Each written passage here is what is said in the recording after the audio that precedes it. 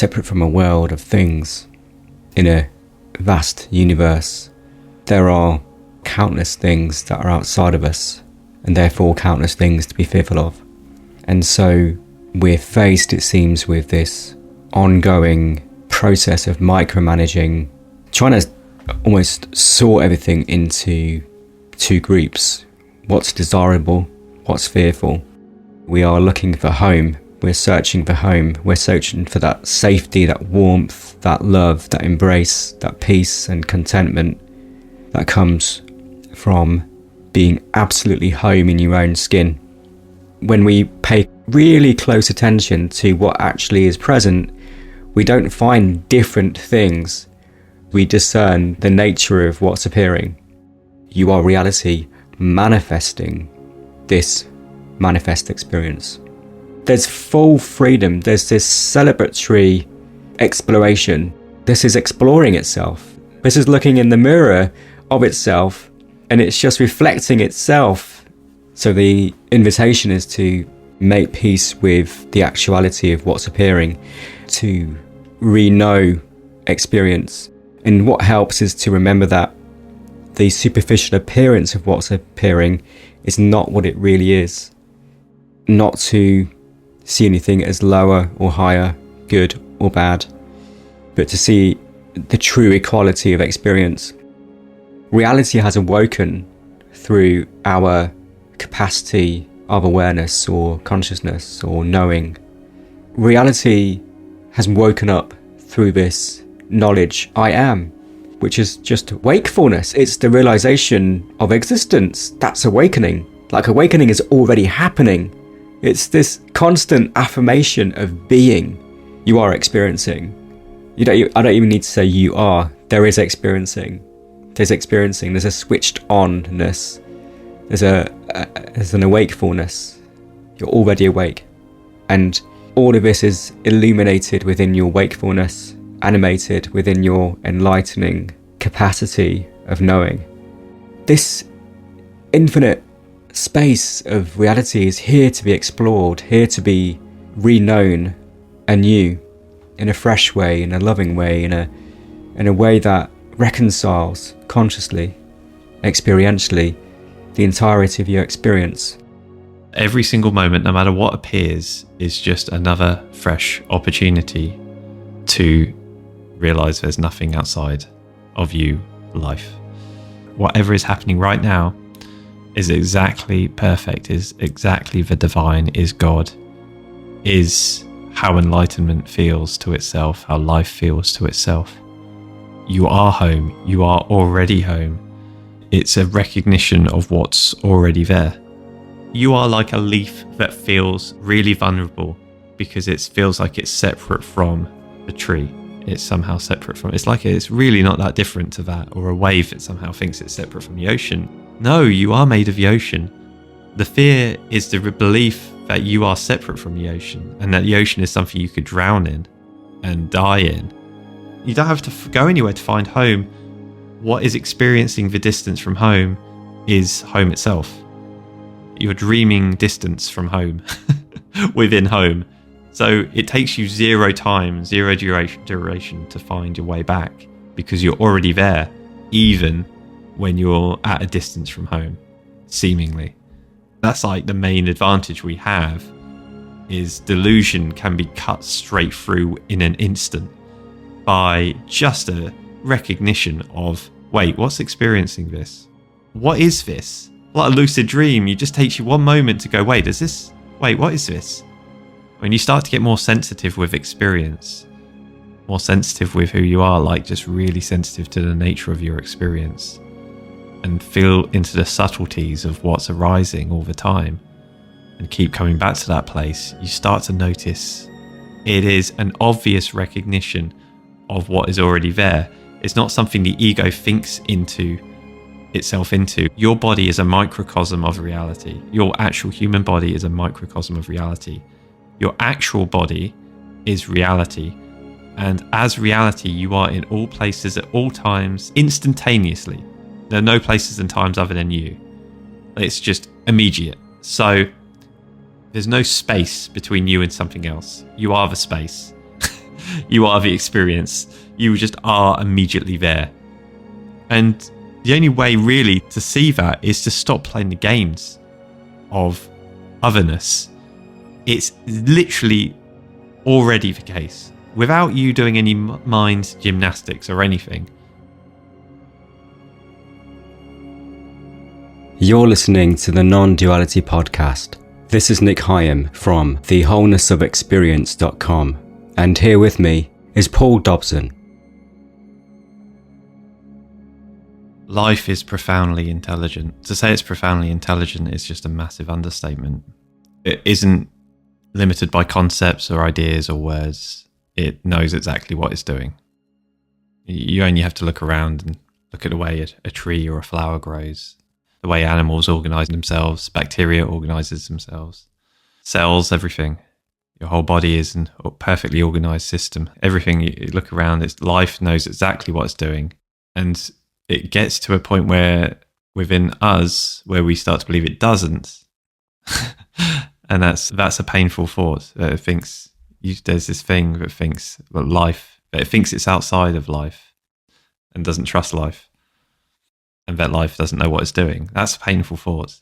But life is offering itself to be seen as life.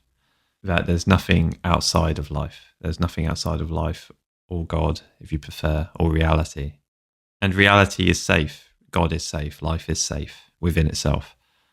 So every single moment, no matter what appears, is just another fresh opportunity. Life is presenting itself as you are life, to re-see, recognize what is there, and realize there's nothing outside of you, life. So it's, what if the experience you're having right now, whatever it is, tension in the body, rejection of some kind, fear of some kind, unwanted in some way, is exactly perfect, not only perfect, but exactly God, exactly reality, as it is right now, without changing a thing, changing absolutely nothing about it. You could entertain that notion that whatever is happening right now is exactly perfect, is exactly the divine, is God, is how enlightenment feels to itself, how life feels to itself, in the most profound way possible. And just be with the experience absolutely directly, with no expectation for it to transform into something different. No expectation for it to do anything other than be exactly what it is. And just see what happens. Don't expect it to change. Just feel it. Investigate it. It's subtler than it suddenly transforming and turning into bright light. It's subtler than it turning into bliss.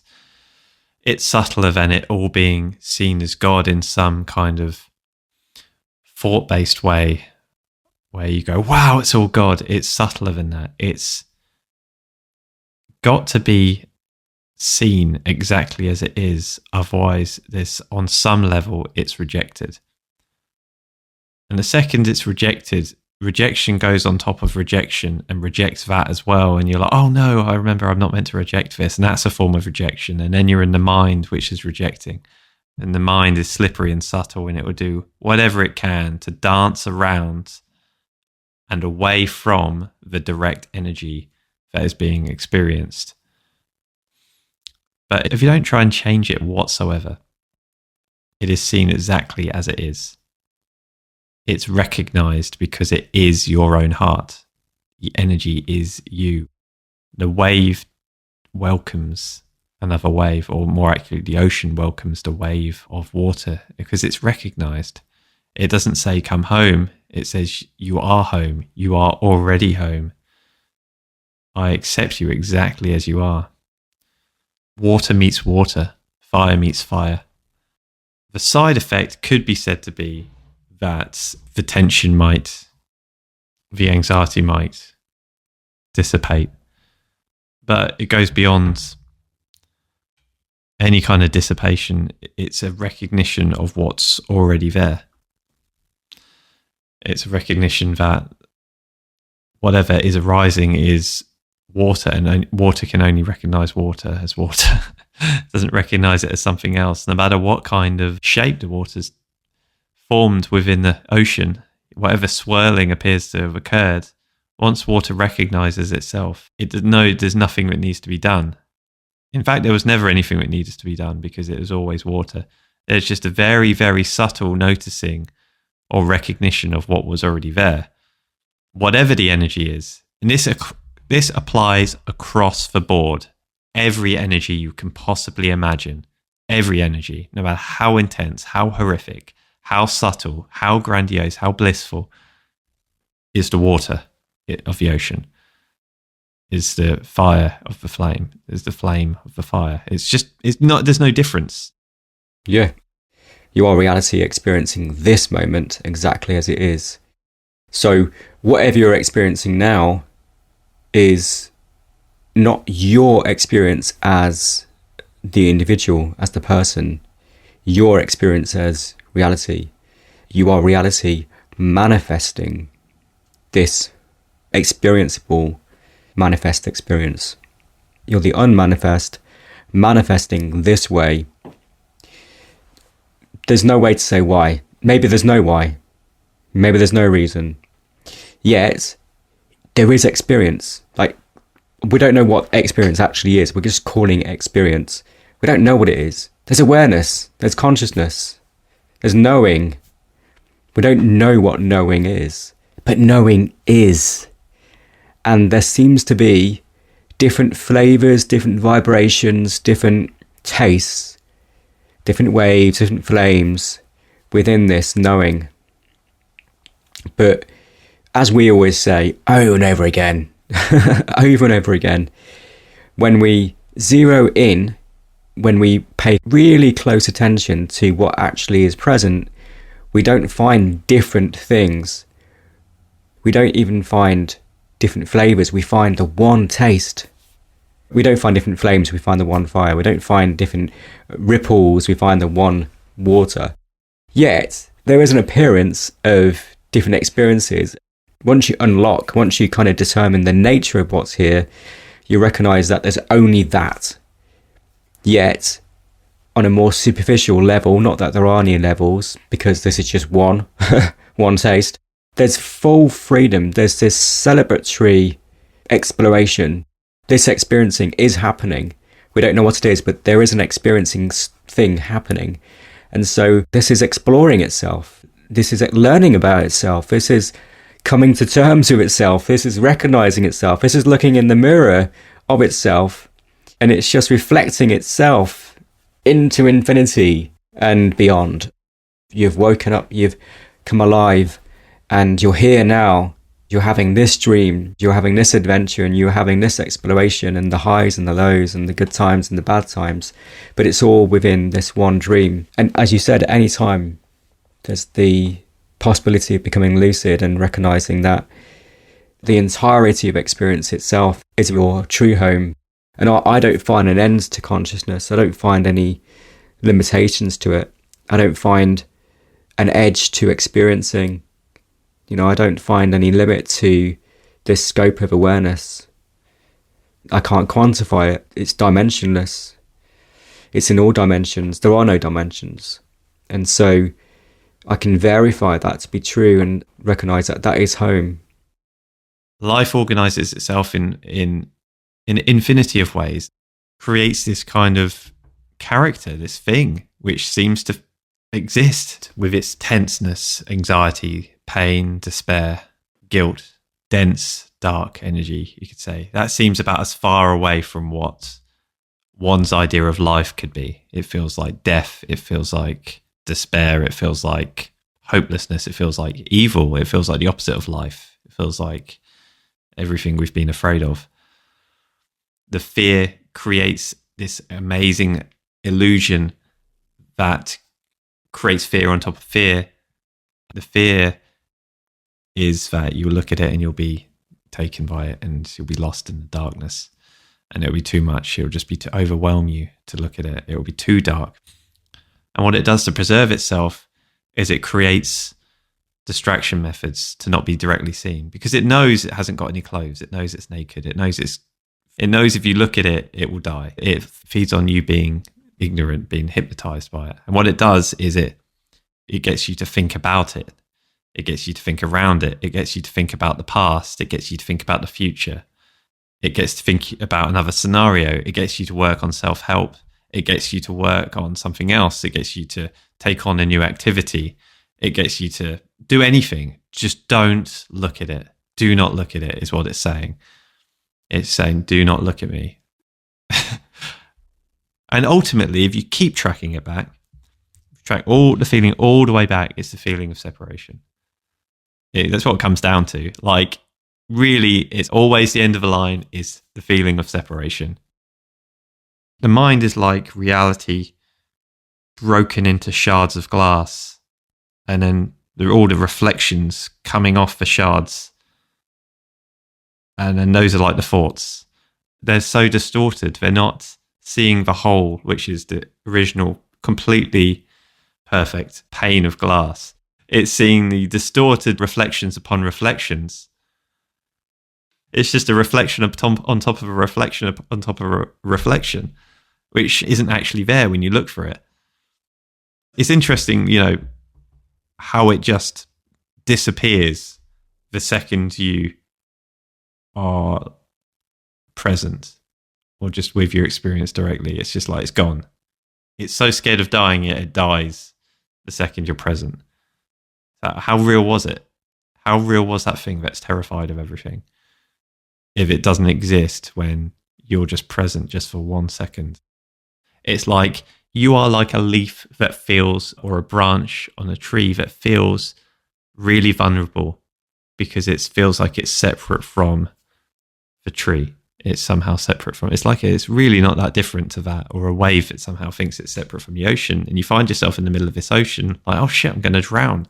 It's just like, no, you are made of the ocean. The fear is the belief that you are separate from the ocean, and that the ocean is something you could drown in and die in.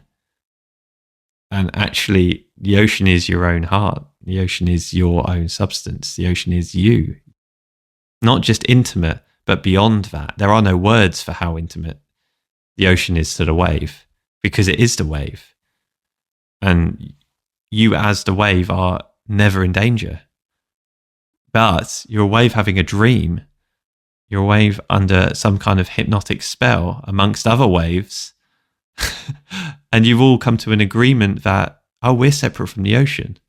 And you all talk to each other, and you all reinforce the idea that you're separate from the ocean. And it becomes more and more terrifying because there's this ocean and then you're just a bunch of waves. So it's like, to put it into normal human terms, it's you're a bunch of humans on a planet, and then there's a big dark void universe, infinite in all directions. But I'm just a human on a planet, so I'm separate from it, and that's terrifying.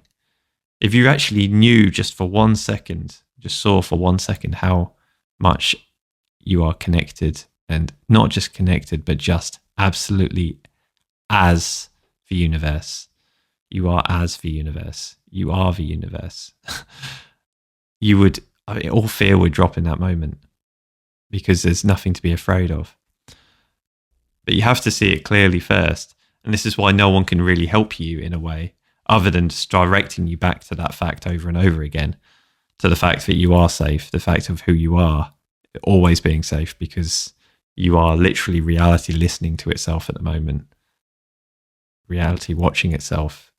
If you really feel into it, it becomes clear that that's a fact. It's inarguable. It's not like something that can be up for debate philosophically, and we can talk, well, this philosopher said this, and this religion said this, tradition said this. It's like a direct knowing. Yeah, exactly. Separate from others, separate from a world of things. In a vast universe, there are countless things that are outside of us, and therefore countless things to be fearful of. And so we're faced, it seems, with this ongoing process of micromanaging, trying to almost sort everything into two groups. What's desirable, what's fearful, what will fulfill me, what will destroy me. And it seems like that which will fulfill us is always in the future. That which will kill us is always around the corner. It's always behind us. It's always lurking in the shadows. But the thing we desire, the state we desire, the relationship we desire, the body, mind, the personality, the skills we desire, whatever it is, that's always something we have to work towards. And when we have climbed the mountain, when we've reached a peak, and we experience some of that good stuff, then, you know, invariably it doesn't last for long, or the novelty wears off, and we kind of go into that very addictive and compulsive cycle of reaching the next thing, the next height that will stimulate that sense of fulfillment, of completion. Basically, we are looking for home. We're searching for home. We're searching for that safety, that warmth, that love, that embrace, that peace and contentment that comes from being absolutely home in your own skin. And this is what we're always trying to do.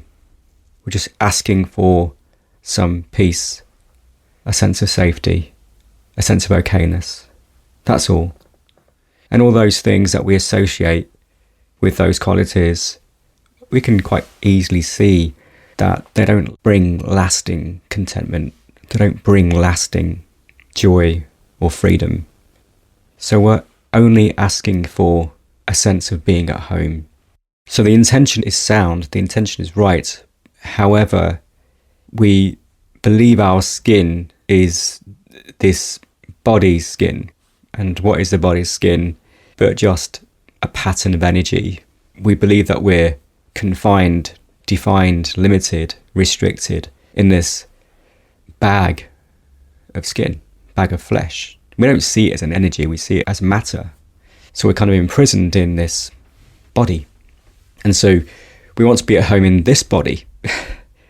And yet, because we identify ourselves as this body, there are these countless things and other people beyond us, some of which are okay, some of which are not okay, some of which are to be avoided, some of which are to be sought.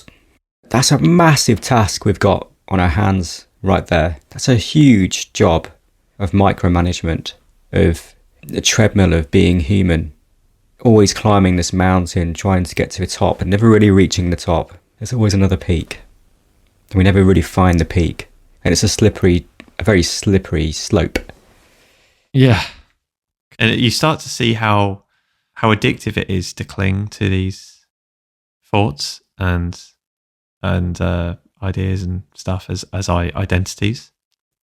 And I think at some point you have to become disillusioned with the avoidance tactics to really look. It's like the last ditch attempt. Go, fine, you've been here this whole time in various ways. I keep trying to get rid of you. I have moments of peace.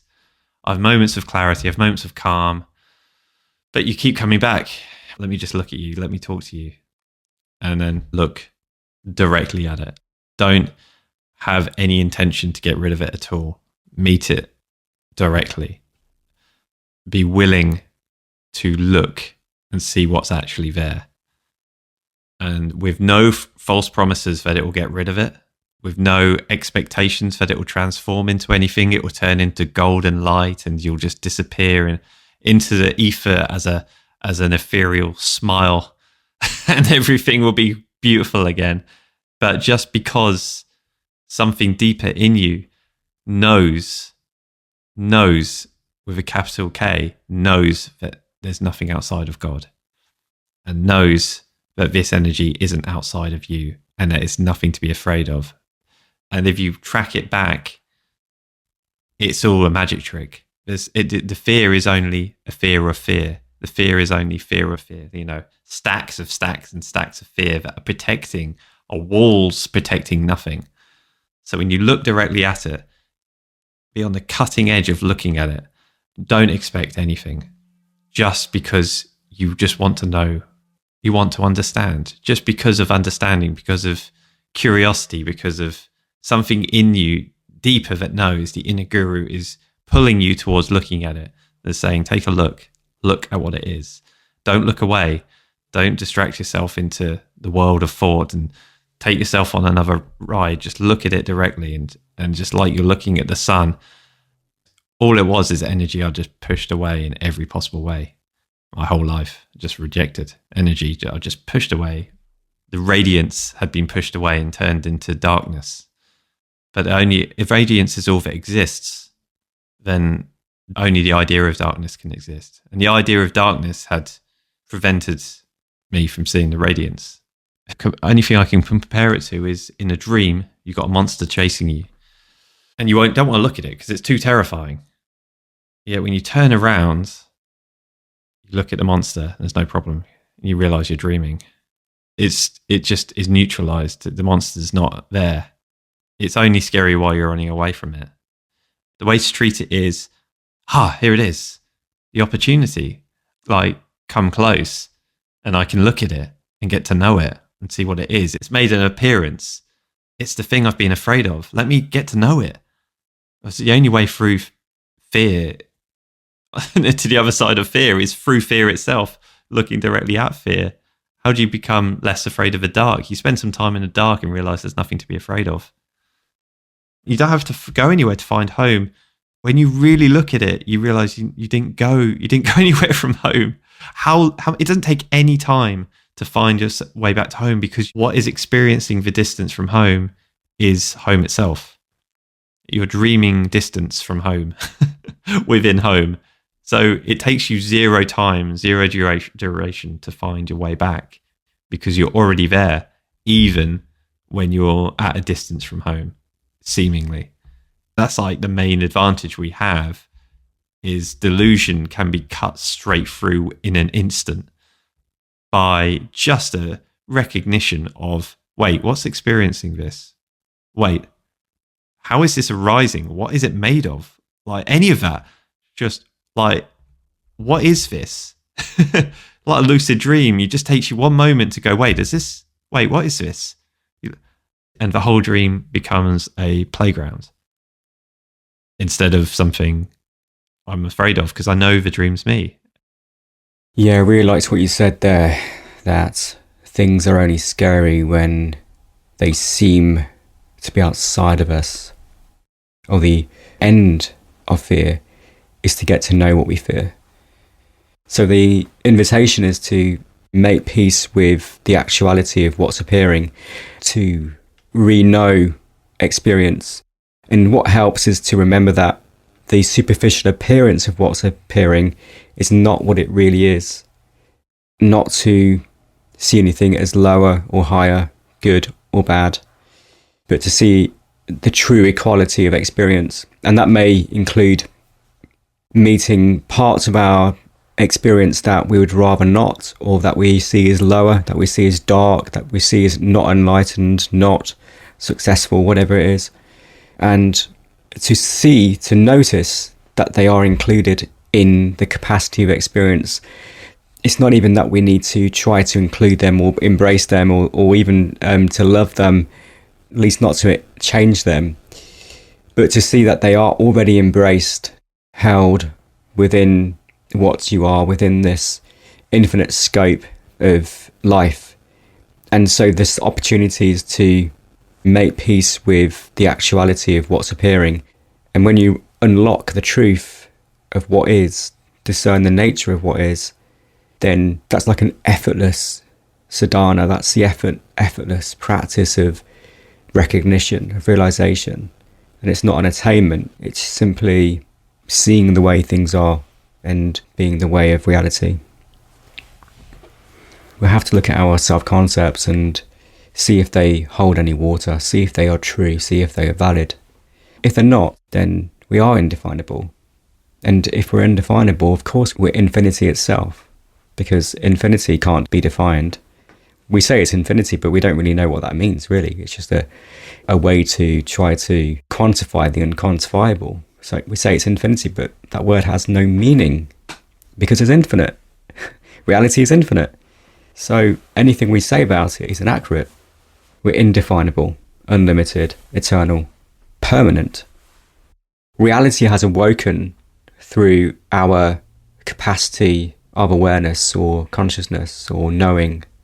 Reality has woken up through this knowledge, I am, which is just wakefulness. It's the realization of existence. That's awakening. Like awakening is already happening. It's I am. It's this constant affirmation of being. I amness is like this existential magnet which pulls to itself fragments of itself, which it's kind of thrown out there into itself, and identifies with what it brings into its sense of self. All of the qualifications and characterizations and all the baggage we hold, all the repetitive patterns, all the loops we've been speaking about. So reality is woken up through this sense I am, through this knowing I am, is accumulating identity, exploring its infinite potential. And then at some point there is this desire to return home, to kind of go back full circle, to find our origin, to find home. It's like, oh, this is a little bit too much. All of this seeking and fearing, it's a little bit too much. And actually all of my identities are pretty heavy, and like I have to maintain them and sustain them, and I have to meet expectations, and I have to be someone and be a certain someone, and it's all a bit too much. I just want to rest now. I just want to go home. But at that point, it's I am the body. I am a person with certain attributes, with a certain personality, a certain history, certain baggage. So at that point it is, I want to be at home in my skin as a person, because I am a person. I'm an individual. I'm separate. And so that's, with that identity, our search for home, for enlightenment, or for whatever we see, success, whatever it is that we throw out there in the future that doesn't exist, that's the thing we seek. And it's all based on I am the body, being an individual, being separate, I am lacking, whatever is connected to that initial catalytic I amness. And then with that in mind, we go after whatever it is that we deem as beneficial for our fulfillment and completion.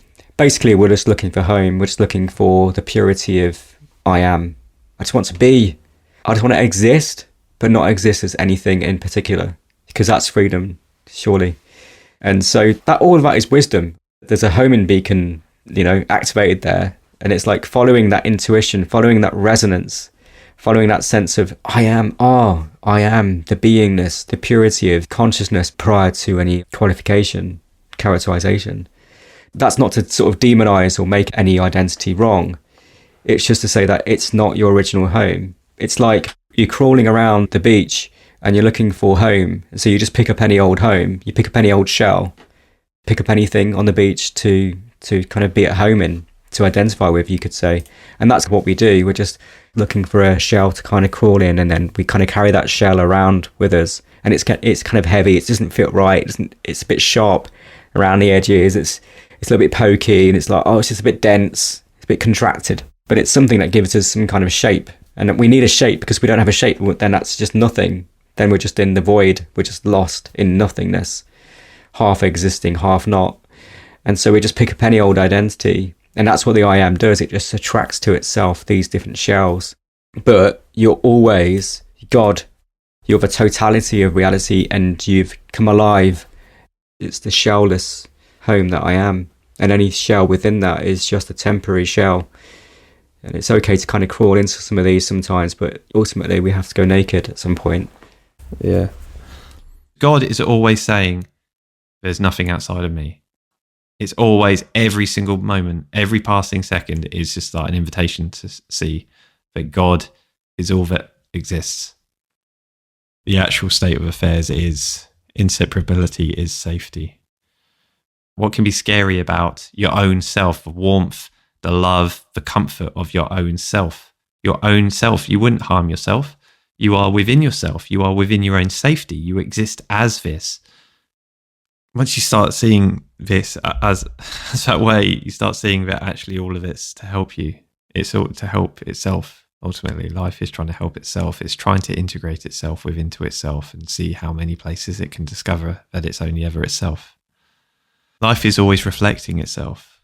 So the situations aren't actual situations in the way we think they are. It's only ever itself. And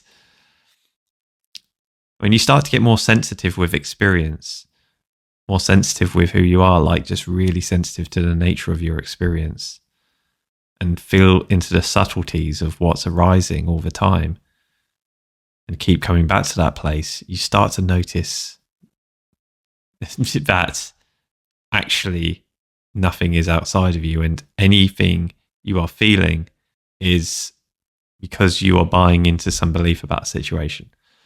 That experiences, if they don't align to some preconceived notion of what experience should be, or what maybe an enlightened person might experience, or what maybe the qualities of a good experience is versus a bad experience, or maybe some idea of what a sage, might experience, or some idea that if I was in awareness all the time, what that experience would be like. If it doesn't match any of those notions, then you're going to reject the experience immediately. The second you reject it, the body tenses, it does what it can to reject it, the mind tenses, and it kind of fuels this circuitry of fear and anxiety and whatever else seems to be going on that is always unwanted, to say the least. But it recognizes itself. It's not you as what you've taken yourself to be, recognizing, oh, this is God, this is water. Oh, okay, I've done well here. It is an obvious recognition of what is already there. It's not something the ego thinks itself into, going, oh yes, I see, this is water. Yes, I can see it now. And you try and bend yourself in a certain way, or manipulate your mind in a certain way, subtly or grossly, or manipulate your experience in a certain way to see that it's water. It's not like that. That's actually more of the same nonsense and same delusion and rejection of the energy. What actually happens is it's just recognized as itself. It's like, how long does it take you to look at your hand? Relatively speaking, how long does it take you to look at your hand and recognize that it's yourself? 0 duration. It's just obvious. No one needs to tell you that's your hand. You know immediately. It's an immediate light speed, no time lag, immediate knowing. And I'm saying that your body is a microcosm of reality. Your actual human body is a microcosm of reality. Your actual body is reality. And as reality, you are in all places at all times instantaneously. There are no places and times other than you. It's just immediate. So there's no space between you and something else. You are the space. You are the experience. You just are immediately there. And the only way really to see that is to stop playing the games of otherness within, it gets really, really subtle, but it's literally already the case. So you've got something which is already the case without you doing any mind gymnastics or anything. You have to assume there's a separate person to then create a tree out there, which I now need to become one with. You've actually, in time, you've created a game. Like the game appears within, the illusion of time. But actually in the instant, you're already there. You're there actually during the game is being played as well. You're already totally one with anything you see or hear or feel or touch. There's nothing separate from it. It is you. You are it. Not the ego. You're not. It's not the ego is the thing that's like one with everything. The ego is an expression of the oneness, sure, but it's not actually the thing. So you can start thinking, I'm one with everything. Okay, I get it. I think I get that. It's like, no, that's not it. It's already the case. Doesn't need to be thought about. It doesn't require any thinking. You don't need to think that I'm one with everything, or you don't need to do any mental gymnastics, or you don't need to take it apart logically, because that's already the situation. And you can approach everything like that. So you can approach your problems like that. You can approach good times like that, bad times. You can approach whether you feel separate from a tree or not like that. You're already one with the energy, and there's nothing to fear there whatsoever. Like, there's just nothing to fear in any way. If you find yourself fearing something, then that's just a sign. That is your navigation system telling you, oh, well, you've gone into delusion again. You have gone into thinking of yourself as separate again. It's okay, but that's fine. It's perfectly allowed. That's part of life. It's allowed. But you've gone into that. If you find yourself feeling fear, there's only one way that can arise, and that's if you somehow think you're separate from whatever is arising. If it is you, then there's no way you can fear it. I mean, not logically speaking, but like just as you. I mean, like, I can't fear my hand. Just to go back to my hand, trusty old hand. I can't fear my hand. It's always there. It's so obvious. It's instantaneous. So it's not a stretch to say your actual body is everything you perceive, feel, hear, touch, everything. Not just not your human body, but your actual body is everything that you experience. And so your hand is the tree, you could say. Your hand is the squirrel. Everything is already there. It doesn't mean they don't have their own kind of qualities and characteristics that a human being doesn't have. They do. Everything's amazingly, perfectly unique, yet totally inseparable at the same time. We're not talking about a human being becoming one with something. We're talking about following the stream back beyond the human, beyond you thinking of yourself as human, beyond when you were born, or as they would say in Zen, your face before your parents were born. Talk about your original face, not your human body becoming one with everything. It's your experience, what is experiencing your experience now, the thing that allows experience to happen. The only conscious isness that is in all of existence. It's the only conscious isness is is the thing I'm talking about. It's the no thing I'm talking about. It's the everything I'm talking about. It's infinite. Yeah, it reminds me of something in Nisargadatta's I Am That. He says, I accept and I am accepted. I am all and all is me. Being the world, I'm not afraid of the world.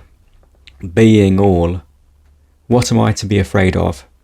Water is not afraid of water, nor fire of fire. Also, I'm not afraid because I am nothing that can experience fear, or can be in danger. I have no shape, nor name. It is attachment to name and shape that breeds fear. I am not attached. I am nothing, and nothing is afraid of nothing. Reality is the ocean, and every experience is absolutely merged, blended.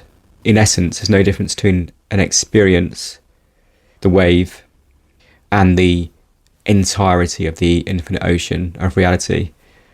Another way to say it is every experience is not separate from the experiencing. So not only is it you recognize that this is reality and all of this is a manifestation of reality, you are experiencing.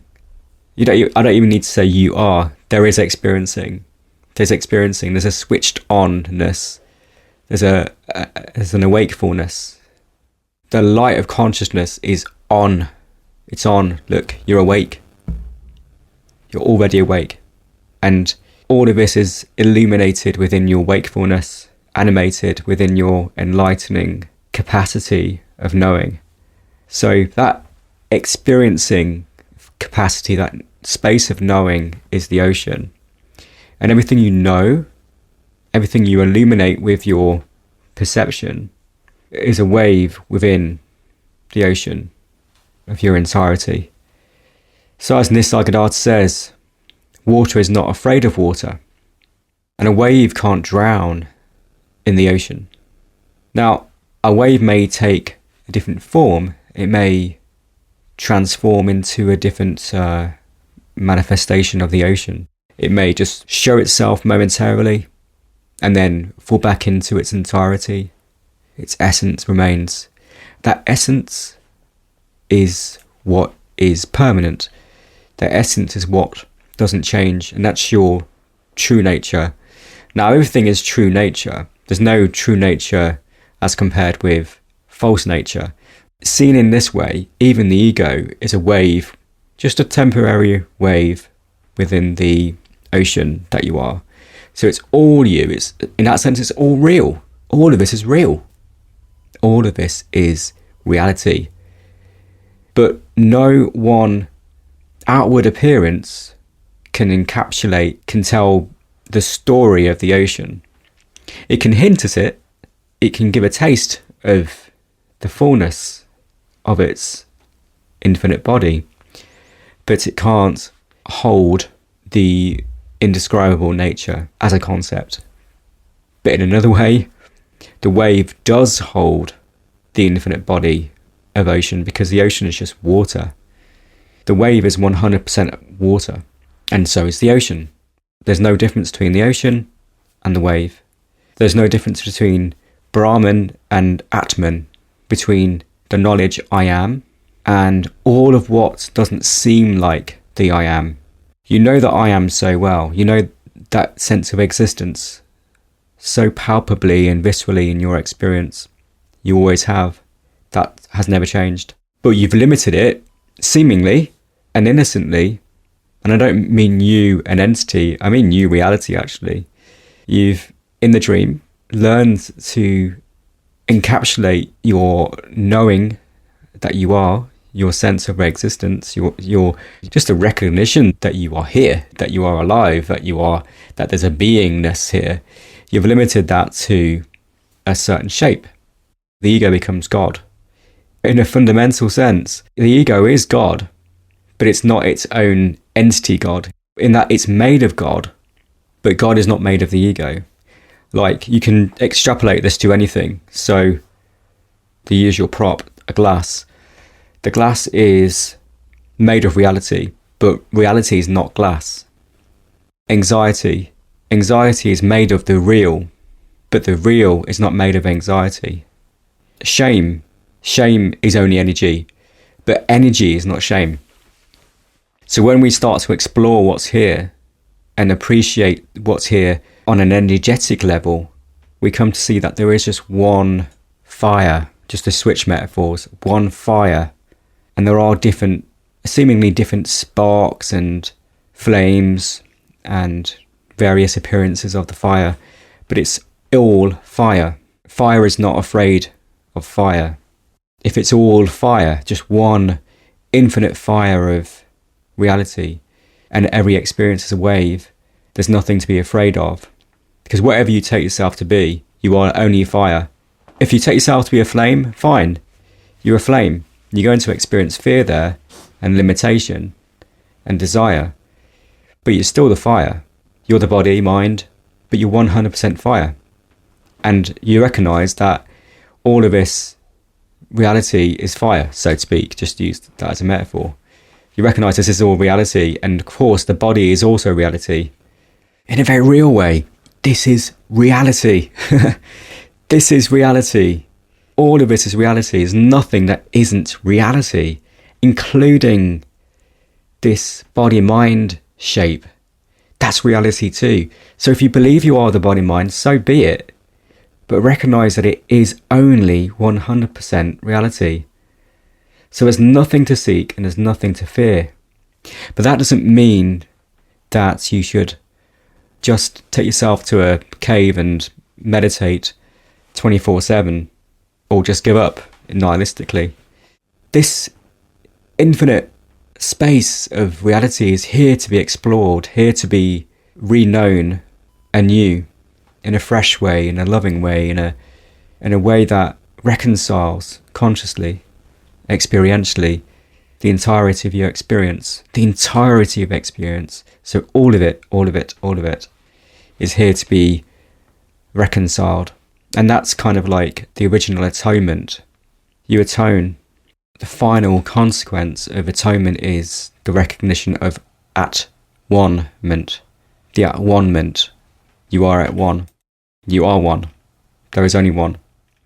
So the invitation is to explore your experience sensitively and see that nothing is outside of you. Whatever is within your experience right now is within your experience. It's within your experience. So you don't have to bring it in, nor do you need to buy into the false belief that you have to get rid of it. It's already here. It already has a home within you. So know what is present with an open heart, with fresh eyes, to re-know, to re-see, to recognise, to remember. Nothing is outside of me, because my entire experience is my body. Nothing is outside of God. Nothing is outside of reality. Anytime we try to push something outside of our body, we're just creating more fear. We're saying, no, that's not allowed. That's not okay. That's not in the category that I define as desirable. Yet, it's here. It's present. It's already been allowed in, you could say. It's already been manifested by reality. You don't have to be a spiritual seeker to recognize that everything is reality and everything is manifested by reality. Everything is made of reality. And so reality is saying yes to what's here. And this is only about getting in alignment with that consciously, not intellectually, not through any effort, only through noticing, oh, it's here. Oh, it's here. It's allowed. It has a place. And that may seem like making peace with what is arising, being held within your body. So the work is done. There's no need to micromanage, no need to transform, no need to fix, no need to perfect, no need to find something better or higher. Yeah. Built within the intelligence of life is the opportunity always to look. Something can only be unsafe or scary or painful or terrifying when it's pushed outside of you. It has to exist as outside of you to be a problem. If it's your own self, I don't mean your body, I mean your literal own capital S self, and it can't harm you. It can only harm you when you create an alter ego out of it, when you create this fabricated, delusory character out of it. That's kind of what we cling to. We cling to our suffering because we find it home. We think it's our home. We think it's all that we have. We think that's home. I don't want to give up my home. But the home is the thing that's your pseudo home is the thing that's causing you to like all of the pain. But what happens if you're just naked and here and just here? The thoughts are allowed, but just without rushing in to believe them as real, as some truth that you need to identify with. What if you're just here? The mind fucking hates that. It just hates it. The mind hates that. The mind will kick up a fuss and can convince you to pay attention because you've cut off its food, you've cut off its supply because you give it life. Like you as reality are quite happy just sitting there nakedly because that's home, that's satisfaction. It's just that we are so habitually inclined. It's an addiction. Breaking an addiction is really difficult. Like as someone who has had to break several addictions, and your tendencies will go in that direction like immediately. Like you will want that thing, you'll crave it. It will feel like a death to not have it, whatever it is, like drug, alcohol, sex, whatever. But if you spend time without it, you realize the addiction was its own problem, its own thing. You didn't need it. What you're actually searching for through the addiction and through thoughts, in a way, which is kind of innocent, you're actually searching through thoughts to find yourself again. But actually, if you just take a step back from thoughts, you're already there. Actually, you're already there in the thought, but it's more obvious when you take a step back. When take a step back from thought and you're already there. So who am I without this thought? Who am I without this situation? Who am I without this? I find a helpful inquiry because it cuts off the nonsense. It just cuts through what's going on, the thing that you're stuck in and identified with. And it's like just a little alarm clock or a reminder from yourself as reality to go, hey, you're not this. Like, this isn't all you are. You don't have to inhabit this shell. You don't have to inhabit this. You can inhabit your own perfectly fitting, like perfectly molded to perfection for you in the most comfortable way possible shell, because it is you. You can inhabit that. Don't inhabit some thought. Like, why would you inhabit some jaggedy, uncomfortable, painful thought shell when you can inhabit yourself, which is like the most comfortable, natural, perfectly fitting shell that could ever possibly exist. All you have to do is realize that you are already inhabiting it. Take the thought, stop wearing the clothing of the thought, take it off. You don't have to inhabit. You don't have to inhabit a thought, which is like, I know it's difficult thing to hear because it feels like I have to inhabit these thoughts. Like there's like they've got written within them. Every thought that appears is like there's some kind of small print that says, you have to inhabit me. Like you have to live as me when I arise. Okay, that's the deal. You have to keep me alive. This is a mutual thing. I'll help you because I'm a thought. I help you. I help you through life. I'm helping you to navigate. It's lies. It's lying to you. I would go out on a limb and say every single thought is lying to you. You don't need to inhabit any thought. Life will still carry on perfectly without you thinking about it. Like the stuff that needs to get done will get done. It just does. If you keep inhabiting thoughts all day long, trying on all these different clothes instead of just walking around in your perfectly fitting nakedness. Like, it doesn't need any fitting. It's just comfortable and warm and home.